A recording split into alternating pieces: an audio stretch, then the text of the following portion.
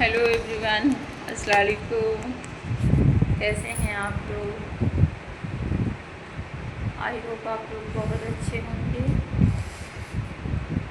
कोई मुझे झांक रहा है चुप्पे चुप्पे, मेरा दिमाग उधर पे जा रहा है। तो गाइस, हमने आपको अपनी खूबसूरती की स्टोरी सुनाई थी। अब मैं सुनाने जा रही हूँ अपनी शादी की स्टोरी। अब आज मेरी शादी कैसे हुई, क्या क्या हुआ मेरी शादी में, बहुत इंटरेस्टिंग है।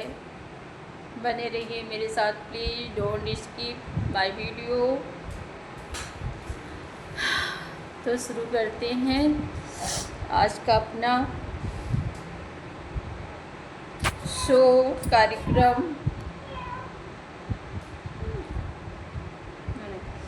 तो गाइस, पता है मुझे ना, जब मैं बच्ची थी, 16-17 साल की थी, तो मुझे दिल करता था कि कोई मुझे प्रपोज करे, कोई लड़का मुझे प्रपोज करे। मैं सोचती थी मैं इतनी सुंदर, इतनी खूबसूरत हूँ, तो मुझे ना लड़के ऐसे तो बहुत ही प्रपोज किया करते थे, बट मैं वैसा नहीं समझ रही थी मुझको, एकदम हैंडसम। और मैं सोचती थी कि खूब हैंडसम लड़का हो, जैसे मैं खूब अच्छी हूँ। अभी तो मेरी एज होगी 70 नहीं तो 100 बोल दो। अभी मेरी एज होगी 37 तो है ही है। तो मेरी 37 एज है। ओ सॉरी, मेरी 37 एज है। तो क्या बोलते हैं, मैं ये अब ऐसी हो गई हूँ, लेकिन फिर भी अल्हम्दुलिल्लाह माशाल्लाह, अल्लाह का शुक्र है, खूबसूरती है। और देखो, बीमार भी रहती हूँ, और तो बीमारी के साथ साथ में भी अब जितना अल्लाह पाक ने दिया है उसका शुक्र है। तो गाइस, ये हमारा सपना था कि जो लड़का मुझे प्रपोज करेगा खूब हैंडसम होगा, और ये सब सपने देख रही थी। और देखते देखते फिर आखिरकार ये हुआ कि एक हैंडसम खूबसूरत बंदा मेरी ज़िंदगी में आ गया, जिससे मेरी शादी हुई। तो चलो अब करते हैं स्टार्ट अपनी शादी का। तो गाइस, मेरी शादी कैसे हुई? जब बारात आई थी ना, तो पहले तो आंधी चली। आप लोग भी सोच रहे होंगे आंधी। हाँ, पहले आंधी चली, जितने टेंट लगे हुए थे वो सब उड़ गए। और फिर उसके बाद में जो है, तो फिर जब बारातियों को खाना खिलाया जा रहा था तो बारिश होने लगी।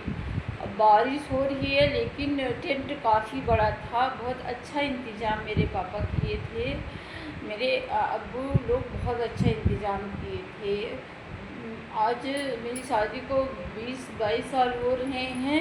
उस टाइम बहुत मायने रखता था इतना मतलब इंतज़ाम करना, और इतना सबकी मतलब देख रेख में, खाने पीने में किसी चीज़ की कमी नहीं हुई थी। ऐसे लग रहा था कि ये जो है तो शादी कहीं मॉल में हो रही है। ऐसे इस तरीके से मेरी शादी हुई है, मेरी वीडियो भी बनी है। और मेरे हस्बैंड बाहर रहते थे। तो अरेंज मैरिज थी, ये लव मैरिज तो थी नहीं कि लड़का प्रपोज करेगा। मेरा सपना था कि मुझे प्रपोज करे। तो मैंने फ़ोन पे बात किया था। तो फ़ोन पे बात किया था तो मैंने बोला था कि मुझे अरमान है, मेरा शौक़ है कि मुझे शादी से पहले कोई प्रपोज करे। कोई मुझे प्रपोज करे। तो मेरे हस्बैंड ने फिर क्या किया, जब बारात, जिस दिन बारात आई, क्योंकि बाहर वो रहते थे और यहाँ तो रहते नहीं थे, तो उनको टाइम नहीं मिला था। वो दो मतलब कि 1 महीने की छुट्टी पे आए थे, 2 दिन पहले आए थे। तो फिर क्या ही वो मुझे प्रपोज करने के लिए आते। और उस टाइम ये सब चलता भी नहीं था कि हस्बैंड आके प्रपोज करे। लड़का आई मीन कि जहाँ शादी लगी है वो लड़का शादी के 2 दिन पहले आके अपनी वाइफ को प्रपोज करे। लेकिन ये मेरा एक ख्वाब था कि मुझे प्रपोज करे चाहे जो भी हो। तो मेरे जो हस्बैंड है ना वो भी बहुत ज़िद्दी टाइप के हैं। तो उन्होंने क्या किया कि बोला कि हम तुम्हारी ये ख्वाहिश पूरी करेंगे, तुम बिल्कुल टेंशन मत लेना। तो फिर हमने कहा हाँ चलो। अब देखो शादी को मेरी मेहंदी भी हो गई, मेरी हल्दी भी हो गई। हम मिस्टर खान का वेट कर रहे हैं, उनका वेट कर रहे हैं कि मुझे प्रपोज करेंगे और कभी भी हो सकता है। लेकिन फिर क्या ही हुआ कि गाइस इतना मज़ा आई, इतना मज़ा आई कि जब बारात आ गई और जब बारात आकर लग गई दरवाजे पे पहले ना 20-22 साल पहले ना लोग जो है तो गांव में लोग कहीं होटल नहीं बुक किया करते थे, कुछ भी नहीं, बस घर पे ही शादियां होया करती थी। सबकी शादी घर पे ही होती थी, हर कास्ट में सबकी शादी होती थी। तो ये मिस्टर आए और आकर बोले कि मुझे ना बाथरूम जाना है। तो इनके जो दोस्त लोग थे ना तो वो उन्होंने ही ये सब बताया था कि ऐसे करो, ऐसे ऐसे में हो जाएगा। तो फिर उन्होंने कहा मुझे बाथरूम जाना है। आके बारात लग गई और निकाह नहीं हुआ था। और ये बाथरूम के बहाने मिस्टर आए और हम अपने रूम में बैठे हुए थे। हाँ ऐसे ही तो रूम में बैठे हुए थे और गुलाब का इतना बड़ा सा बकेट लेके, इतना फ्लावर उसमें, एकदम ताज़ा गुलाब, कोई जो प्लास्टिक वाला होता है वो सब भी नहीं, लेकर आए। उसको देखकर मैं एकदम शॉक, ओ माय गॉड कमरे में आप कैसे आए? बोले कि हमने कहा था ना, हमने वादा किया था ना कि हम आएंगे, तो इसीलिए हम आ गए। अरे तुम क्यों ऐसे बोल रही हो? हमको अपनी स्टोरी बताने दो ना। तो बोले हमने वादा किया था कि हम चाहे निकाह से पहले ही प्रपोज करेंगे तो करेंगे। तो शादी तो होनी ही थी चाहे वो करते या ना करते, लेकिन इतना मुझे चाहते हैं, इतना मुझे मानते हैं कि उनको करना ही पड़ा। और करते भी क्यों नहीं, इतनी अच्छी जिसको वाइफ मिलेगी, इतनी खूबसूरत और इतनी ब्यूटी क्वीन, तो वो तो करेगा ही ना। तो फिर आए मुझे प्रपोज किए, फिर आके चुप्पे निकल लिए। घर वाले कोई देख भी नहीं पाए थे क्योंकि सब बारात देखने में लगे हुए थे। और दूल्हा जो है तो अपना मतलब सब इधर उधर खिलाने पिलाने में सबको लगे थे कि बारात आ गई, बारात आ गई। और इधर निकाह आने से पहले दूल्हा मेरे रूम में घुस आया। तो फिर ये सब हुआ। तो गाइस ऐसे मेरी शादी, चुप मेरे बच्चे हंस रहे हैं। और हाँ तो फिर ऐसे मुझे प्रपोज किया गया, मेरा सपना पूरा हो गया। तो फिर मैं खुश हो गई। फिर उसके बाद में निकाह हुआ, फिर मैंने निकाह पढ़ा। निकाह में 3 बार कबूल जो करवाते हैं मैंने कबूल किया, पूरा सब कुछ अच्छे से सब हो गया। लेकिन मेरे ससुराल वालों ने दहेज, बिल्कुल दहेज की मांग नहीं की थी, उन्होंने दहेज नहीं लिया था। लेकिन मेरे पापा ने अपने हैसियत के अनुसार दहेज दिया था, अपने जितना उनको देना मतलब बताया ना कि अपनी हैसियत के ऊपर उन्होंने दहेज दिया था। तो दहेज लेकर भी ये लोग नहीं गए थे, हम ही लोग, मेरे पापा ना गाड़ी वाड़ी करके भिजवाए दहेज। और फिर मैं जब वहाँ गई दुल्हन बन के, इतनी खूबसूरत दुल्हन में लग रही थी कि मुझे खुद को ही शीशे में देखने का बार बार दिल कर रहा था कि मैं खुद को ही देखूं। और अब तो 2 बच्चे की माँ। और हाँ सच में मेरी नज़रें ना, मेरी ननंद और ननंद की लड़कियां मेरी नज़रें इतना उतारा करती थी, जितनी बार कोई मुझे देखने आए वो लोग नज़र उतारे। मुहानी मामी आप अपनी आँख की नज़र उतारिए अपनी पूरे वो लोग सब नज़र ही उतारा करते थे। और मुझे नज़र बहुत लगती थी मुझे नज़र। और तो फिर ये सब हो गया, इतनी पुरानी बातें हो गई, सोचना पड़ रहा है मुझे। और सोचना भी क्यों ना पड़े, क्योंकि मेरी तबीयत ख़राब रहती है। तो मैं ना बहुत बातों को बहुत सोचती हूँ ना, मुझे तो यहाँ से मुझे प्रॉब्लम है। तो अब ये ना समझना कि यहाँ से प्रॉब्लम है, तो मैं सब बताए जा रही हूँ, मैं अपनी वीडियो भी बना रही हूँ और अपनी लाइफ के कुछ प्यारे मोमेंट आप लोगों को शेयर कर रही हूँ, सुना रही हूँ। तो गाइस ऐसा हुआ, और मेरे दहेज में, अरे दहेज नहीं, दहेज में नहीं, वो मेरे लिए निकाह में जोड़ा आया था, लहंगा आया था, रेड कलर का सूट आया था, खूब अच्छे अच्छे कपड़े आए थे, सब मेरे फेवरेट, खूब अच्छे अच्छे कपड़े आए थे, ज्वेलरी आई थी।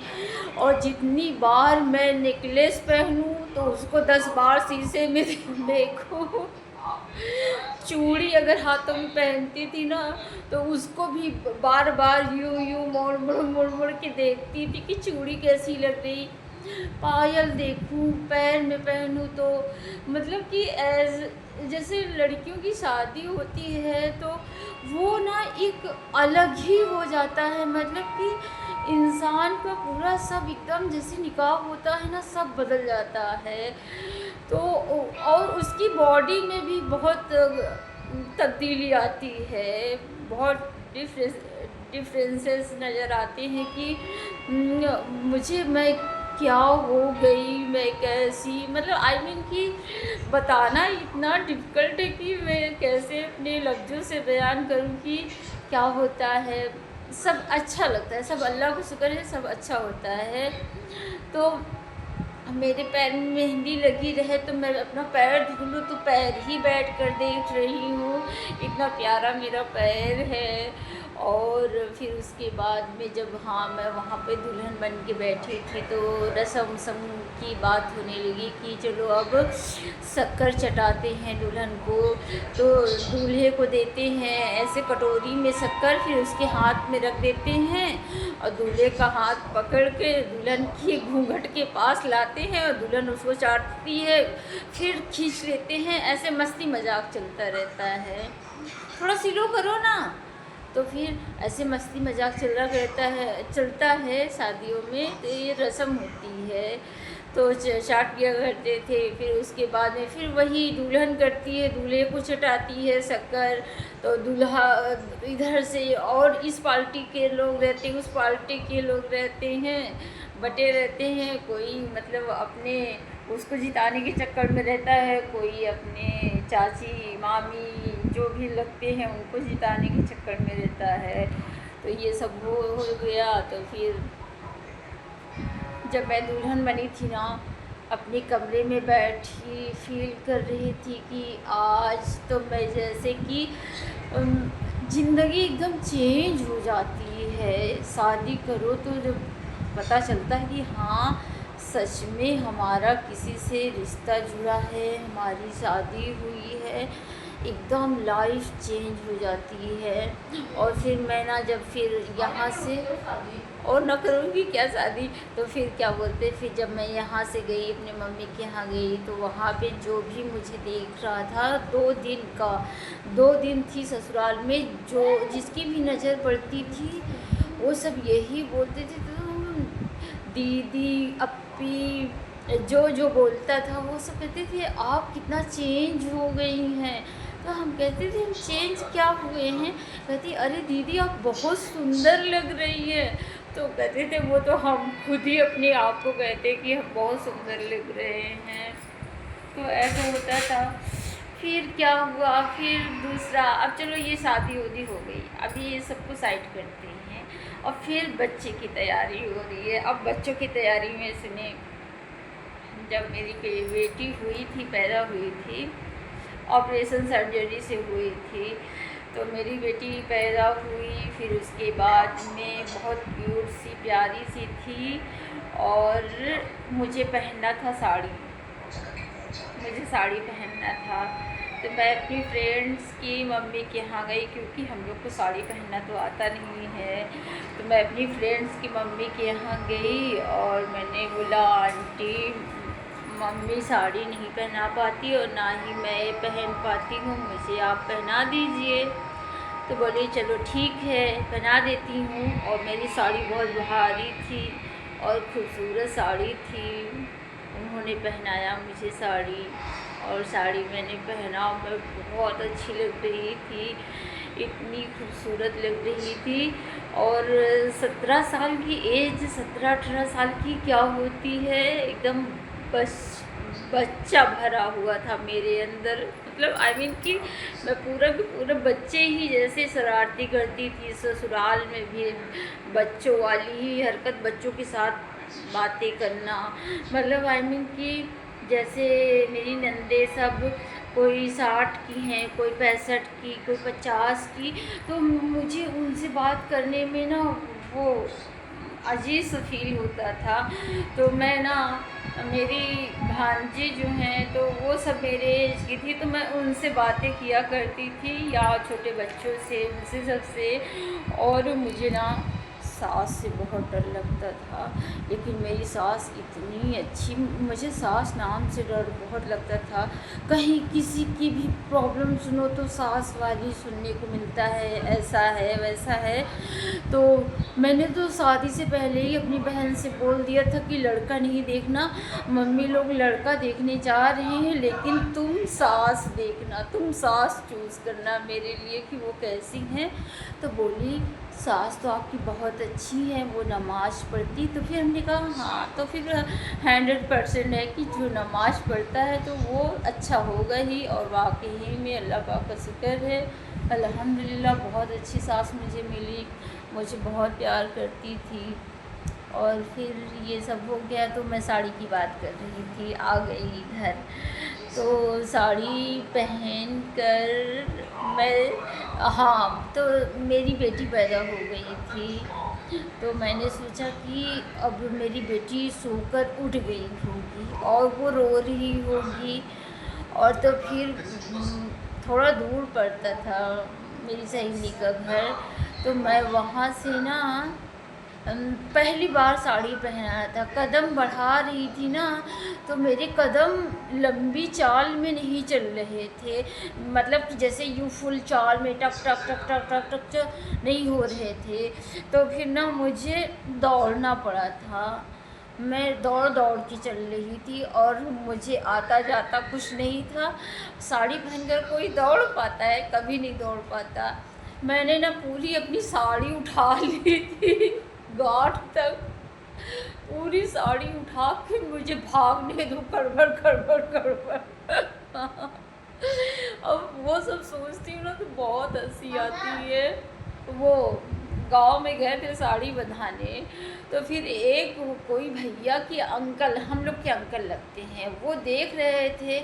तो वो सोची होंगी कि देखो इन लोग की शादी इतनी, इनके मम्मी पापा इतनी जल्दी जल्दी, मेरे पापा लोग ना हम लोग की बहुत जल्दी शादी कर दिए थे सब बहनों की, क्योंकि उनको सब कहा करते थे कि 4-4 बेटियां हैं। लेकिन मेरे मम्मी पापा कभी नहीं सोचते थे कि हमारी 4 बेटियां हैं, बेटियों से बहुत प्यार करते थे। कभी लड़की लड़का में उन्होंने कोई डिफरेंस को कुछ भी नहीं समझ के रखा था कि लड़की हैं। बस वो ये सोचते थे कि जैसे हम लोग मिडिल क्लास के हैं तो मतलब इकट्ठा बोझ ना पड़े, तो हम लड़कियों की शादी टाइम टाइम से एक एक की करते जाएं। एक बड़ी हो एक की शादी हो जाए, वो बड़ी हो उसकी भी शादी हो जाए, तो पढ़ाई छोड़कर शादी हो जाए। मतलब वो लोग ये सोचते थे कि बस शादी ही करना सब कुछ है, लड़की को विदा कर दो अपने घर जाए। और हमको ऐसे बिल्कुल नहीं पसंद है। मुझे ना पसंद ये है, चलो अभी बताते हैं बाद में, अच्छा चलो बता ही देते हैं।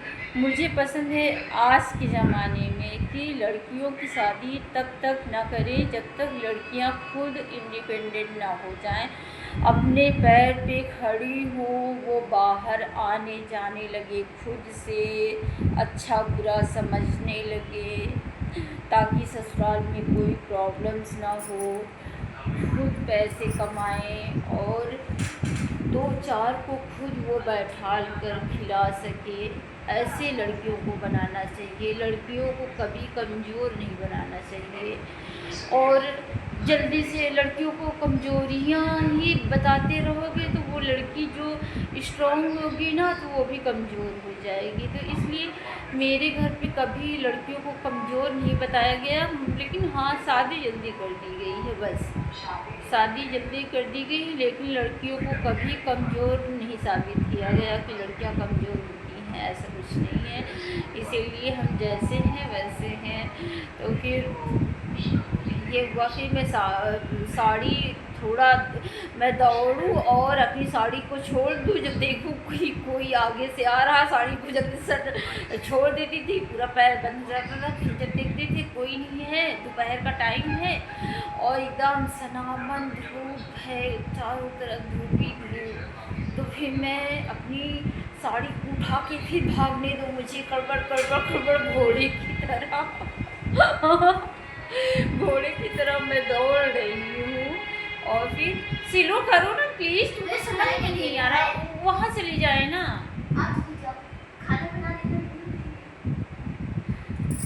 जब कुछ बातें करती रहो तो उसमें वो कर देती हैं, बीच बीच में आ जाते हैं। बच्चे भी बहुत शरारती हैं मेरे, अपने पापा ही को पढ़े हैं सब, मम्मी को पढ़ते ना मम्मी को पढ़ते ना सब मेरे जैसे होते, स्टोरियाँ सुनाते होते तो फिर गाइस फिर ये सब हो गया। फिर मैं अपने घर पहुंची, मम्मी लोग ने देखा कि वाह साड़ी तो बहुत अच्छी लग रही मेरे ऊपर, पहली बार पहनी है साड़ी। लेकिन अब मुझे साड़ी पहनना होता है ना, तो अब मैं ब्यूटी पार्लर में जाती हूँ, ब्यूटिशियन से बोलती हूँ मेरी साड़ी बांध दो, तो वो लोग मेरी साड़ी बांध देती हैं। मैं साड़ी बांध के फिर अपना चल फिर लेती हूँ, लेकिन अब दौड़ती नहीं अब वो हरकतें नहीं है, वो बचपन वाली हरकतें थी, वो सब बचपना निकल गया है, अभी बचपना निकल गया।